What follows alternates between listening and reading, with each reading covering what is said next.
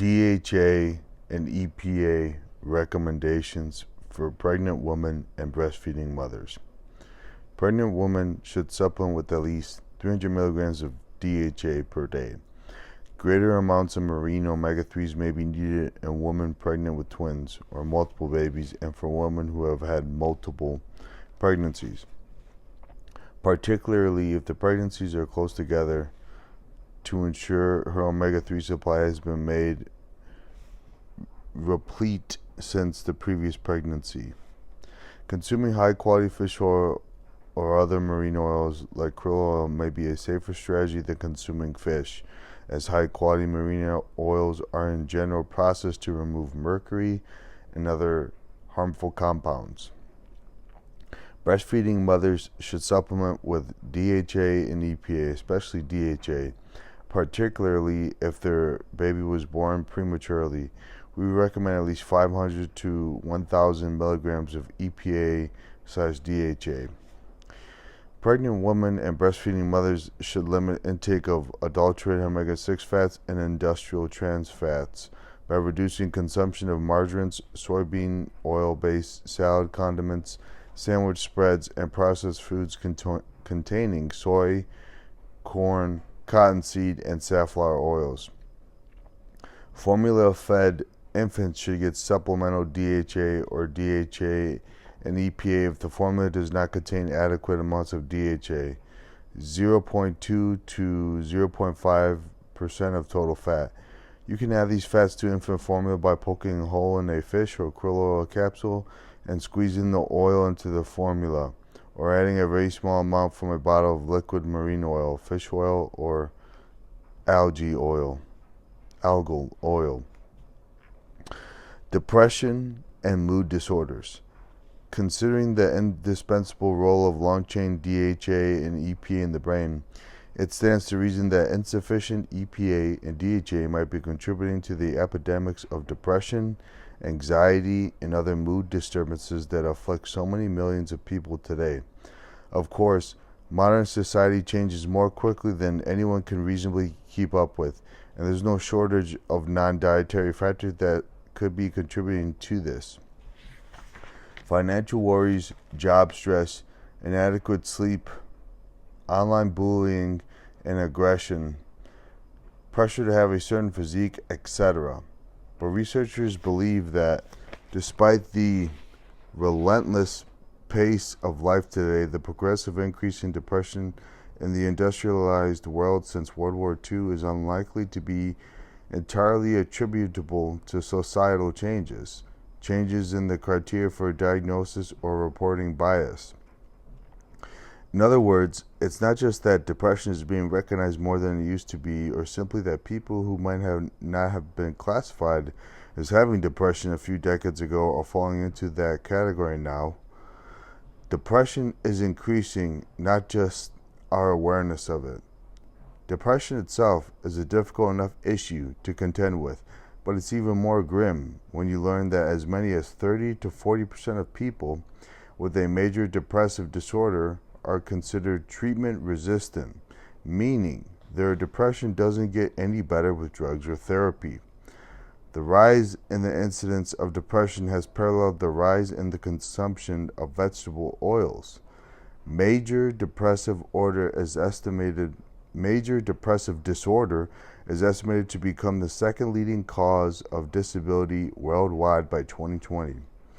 But populations that consume a lot of fish have a low prevalence of this illness.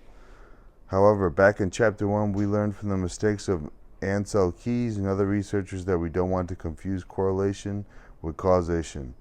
Just because people are consuming much less omega-3 and a lot more omega-6 than they used to, and there's a significant increase in depression and mood disorders than there used to be, doesn't automatically mean that the change in dietary fats is causing the unstable moods. But we're not playing the association game here. The science indicates that this dramatic shift in fats is at least partly responsible. Other things can and do contribute, of course, but when you have a more biologically appropriate balance of these fats in your diet and in your brain, those other things might be much easier to deal with. In Chapter 4, we wrote about inflammation and how the modern diet makes some people's bodies act as if they're on fire from chronic low-grade inflammation all the time. You probably tend to think of inflammation as it relates to physical pain, but inflammation can also occur in your brain. And the result may look and feel more like emotional psychological pain rather than a physical sensation. Excessive pro-inflammatory compounds and signaling molecules are found in patients with depression. Healthy moods, a positive mental outlook, emotional resilience, and the ability to cope with everyday stressors depend on your brain generating and using the right balance of neurotransmitters, molecules like dopamine and serotonin, which you might know of as feel-good chemicals. Researchers have noted that inflammatory compounds in your brain reduce the availability of the precursors and building blocks for these neurotransmitters and interfere with proper functioning of your hypothalamus and pituitary gland, which produce hormones that also contribute to balanced moods. Some antidepressant medications appear to work in part by inhibiting release of these pro-inflammatory compounds. But what if you ate a diet that resulted in less inflammation in the first place? You may recall that omega-3 fats work by affecting some of the same biochemical pathways that aspirin does, and this partly explains their anti-inflammatory effects. Partly is the key word there, and here's the rest of the story. It used to be thought that omega-3s helped with inflammation by decreasing the production of inflammatory compounds. But more recent research has shown that in addition to this, EPA and DHA are precursors of compounds called resolvins, so named because they help resolve inflammation once it's already happened, as well as protectins, named for their role in protecting cells, particularly neurons in the brain, against damage and death. Joseph Hibbeln, MD, a physician and U.S. Navy captain who conducts research at the National Institutes of Health, found that countries with populations that consume more fish have lower rates of depression. Numerous studies confirm this finding, showing populations that consume more fish having lower risks of suicidal ideation and better mental health status. Patients with depression have lower levels of EPA and/or DHA in their blood or body fat. Returning to pregnant women for a moment, Hibbeln found an inverse correlation between postpartum depression and total seafood intake, as well as DHA and mother's milk in 22 countries. The higher the seafood intake and the higher the DHA in woman's breast milk, the lower the incidence of postpartum depression. DHA and EPA may improve the effects of neurotransmitters in part by keeping cell membranes healthy. Remember, DHA is a primary constituent of neuronal membranes in the brain. The cell membrane is the outer perimeter or boundary of a cell. It's the point of contact between what's inside a cell and everything that's outside of it. If it's not built correctly because it lacks adequate DHA and EPA, then things can't get into and out of the cell the way they're supposed to, including serotonin and dopamine. Inadequate DHA and EPA in your brain may also affect the way your brain uses energy. If you think about depression, it could be described as kind of a fatigue in your brain, or a low emotional energy state. A compound with a long name, phosphatidylserine, has been shown to have antidepressant effects, and long-chain omega-3s increase the amount of phosphatidylserine in brain cell membranes. People living with depression often experience insomnia. It's not known for certain whether poor sleep contributes to depression or if depression makes it more difficult to sleep, but either way, the two are often intertwined. Supplementation with 2 grams of EPA per day was shown to improve insomnia, depressed mood, and feelings of guilt and worthlessness when added to antidepressant therapy, a benefit that occurred within just 3 weeks. One study noted that compared to placebo, 6.6 grams a day of EPA and DHA on top of standard antidepressant therapy in patients with major depressive disorder significantly improved scores on a commonly used depression assessment, the Hamilton Rating Scale for Depression, in just 8 weeks.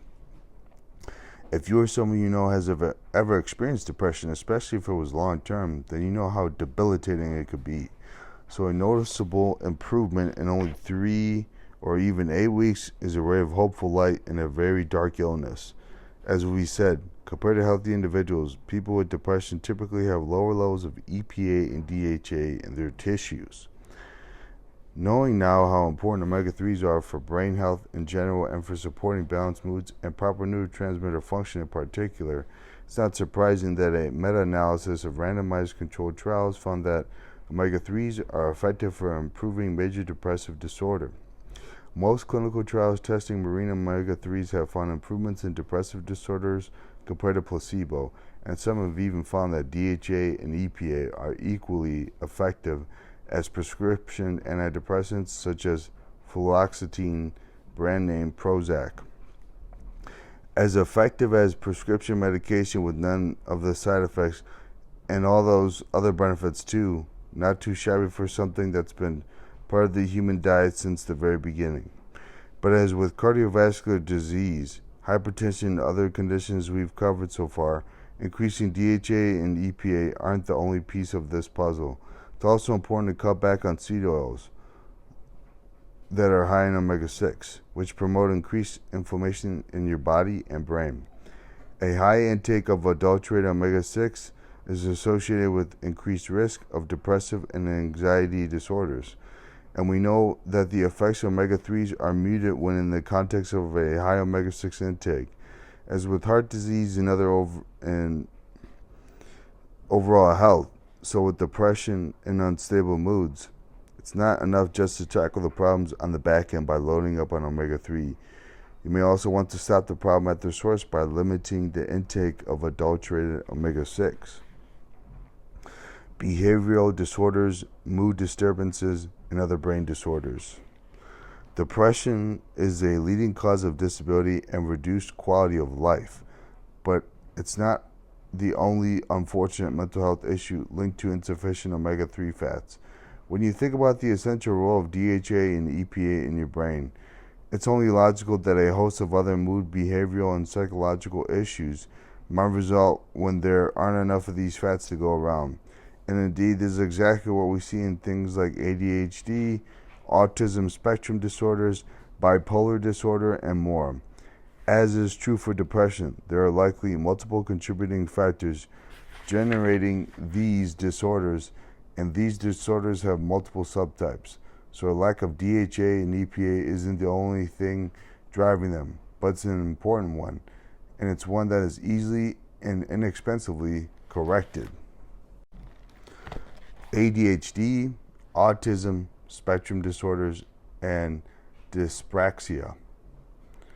Attention deficit hyperactivity disorder, ADHD, affects anywhere between 4% and 15% of school-aged children in the U.S., and for many people, it continues into and throughout adulthood. Children and adults with ADHD have lower levels of DHA and EPA, and this correlates with behavioral and learning problems, including poor conduct, hyperactivity, and impulsivity, anxiety, tantrums, temper, and sleep difficulties. A double-blind, randomized controlled trial conducted in Japan showed that children with ADHD-like symptoms who were given omega-3 fortified foods, providing around 510 milligrams DHA and 100 milligrams EPA per day, were rated as having improved by their parents and teachers. Another double-blind trial showed that compared to placebo, an omega-3 plus evening primrose oil supplement significantly improved attention, behavior, and an oppositional defiant disorder in children with ADHD-like symptoms. Children with autism spectrum disorders, ASD, have also been found to have low DHA and total omega-3 fatty acid levels. One report found DHA and EPA deficiencies in virtually 100% of ASD cases, and 90% of patients with pervasive developmental disorder, PDD, have been found to have deficient DHA and EPA levels in their blood. One double-blind trial in children aged 5 to 17 diagnosed with ASD found improvements in hyperactivity and stereotypy. persistent, repetitive actions. When given 1.54 grams a day of supplemental DHA and EPA, dyspraxia, also known as developmental coordination disorder (DCD), is an impairment of gross and fine motor function and coordination that affects approximately 5% of children. Gross and fine motor function encompass large and small movements, respectively, such as walking and jumping, but also handwriting and, in some cases, speech. These children are also more likely to have learning, behavioral, and psychosocial issues as well. One double-blind trial found that in 117 children aged 5 to 12 with DCD, a supplement, 80% fish oil, 20% evening primrose oil, providing a little over 700 milligrams of EPA and DHA with a much smaller amount of omega-6 in a ratio of 4 to 1, omega-6 to 3, and vitamin E led to significant improvements in reading, spelling, and behavior over 3 months of treatment compared to an olive oil placebo. Mood and aggression. One double-blind trial showed that DHA and EPA supplementation reduced anger, anxiety, and depressive states in healthy young adults after just 35 days. The dose used was 1,600 milligrams EPA and 800 milligrams DHA per day. Compare this to what the American Heart Association recommends for people without heart disease. 2 fatty fish meals per week, which provides only around 500 milligrams of combined EPA and DHA, or those with heart disease, 1,000 milligrams of long-chain omega-3s. Now the subjects in the study were relatively healthy. It's possible that people with severe anxiety, depression, or other mood disorders, or with other physical health issues would need even more. Individuals with schizophrenia and borderline personality disorder may also benefit from supplemental omega-3s. Upon autopsy, schizophrenic patients have been found to have depleted levels of long-chain omega-3s. As for borderline personality disorder compared to placebo, 1 gram of EPA daily for 8 weeks led to reductions in aggression and depressive symptoms in women with this illness. DHA and EPA may also reduce violence and suicides. Lower levels of EPA have been noted in people who have attempted suicide. In patients with recurrent self-harm, supplementing with about 2 grams of EPA and DHA daily led to improvements in depression, suicidality, and daily stressors. Low levels of EPA and or DHA have also been noted in social anxiety disorder and bipolar disorder. A review looking at pooled research on DHA and EPA supplementation concluded that gold standard double-blind randomized placebo-controlled trials consistently show combinations of DHA and EPA to benefit ADHD, autism, dyspraxia, dyslexia, and aggression. Research also supports a role for these long-chain omega-3s in improving bipolar disorder with potential also for schizophrenia and borderline personality disorder, although more research is needed in these last 2 areas. Now obviously not everyone with low levels of DHA and EPA has poor mental health, but the correlation between low levels of long-chain omega-3s and a wide variety of mental health issues strongly indicates that there's a relationship between the two. Combined with other factors, cognitive decline and Alzheimer's disease. As many as 40% of people over age of 85 may have dementia in some form. This illness exacts a devastating emotional and financial toll on afflicted individuals and their loved ones and caregivers. The burden of illness from various forms of dementia and brain disorders may match or surpass that of cardiovascular disease and cancer. Patients with Alzheimer's disease have been found to have lower amounts of brain DHA compared to healthy individuals. DHA and EPA are also important for insulin signaling in your brain and central nervous system, and brain insulin signaling may be disrupted in Alzheimer's disease. Recall our discussion of DHA and EPA for healthy brain development in babies? Your brain never stops developing. People of all ages need long-chain omega-3s, as they're especially important for memory, cognitive function, and brain plasticity. With DHA playing such a crucial role in the physical structure of neurons, it's not an exaggeration to say you cannot have healthy cognitive function without adequate DHA. People of all ages need DHA and EPA, but the elderly, particularly if they live on their own, may be less inclined than younger people to prepare a home-cooked meal that might naturally provide these fats. If they rely on packaged processed foods for most of their meals, they're getting far more omega-6 than omega-3. Think about it. It's a lot easier for an 82-year-old man to prepare a microwave TV dinner than to grill a piece of salmon. DHA is believed to make up 30 to 50% of all the fats in the mammalian brain. Studies show that animals consuming diets high in omega-3s have increased concentrations of neurotransmitters, more receptors for these neurotransmitters. Neurotransmitters don't do much good if they can't get into their target cells.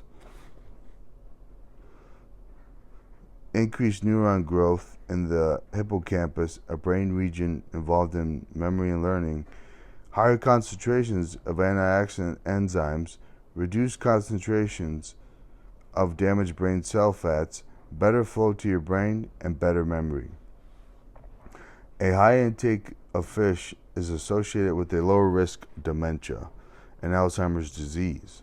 One study found that individuals consuming fish once a week or more had a 60% lower risk of being diagnosed with Alzheimer's compared to those who rarely or never eat fish. Alzheimer's and insulin resistance. Insulin resistance is a major risk factor for cognitive decline. Some researchers have even called Alzheimer's disease insulin resistance of the brain, or diabetes of the brain. Alzheimer's disease and other forms of cognitive decline are also associated with a reduction in your brain's uptake and metabolism of glucose. Glucose typically serves as your brain's primary fuel source, and PET scans show that Alzheimer's patients have substantial reductions in brain glucose uptake, up to 20% in some areas. What this means is that some forms of dementia may simply be a result of the brain starving for energy. However, glucose isn't the only fuel your brain can use.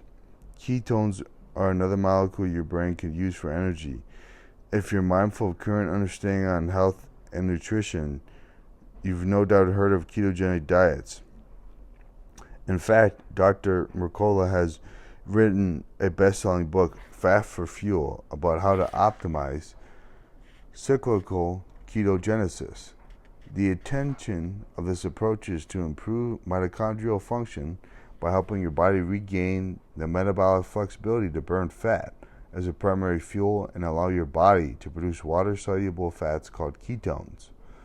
Since ketones can serve as an important energy source for your brain, a number of studies have shown them to be useful for people with Alzheimer's and other forms of cognitive impairment. The best fats to help your body generate ketones are medium-chain triglycerides and, even better, caprylic acid, which has only 8 carbons and is relatively easily metabolized to ketones.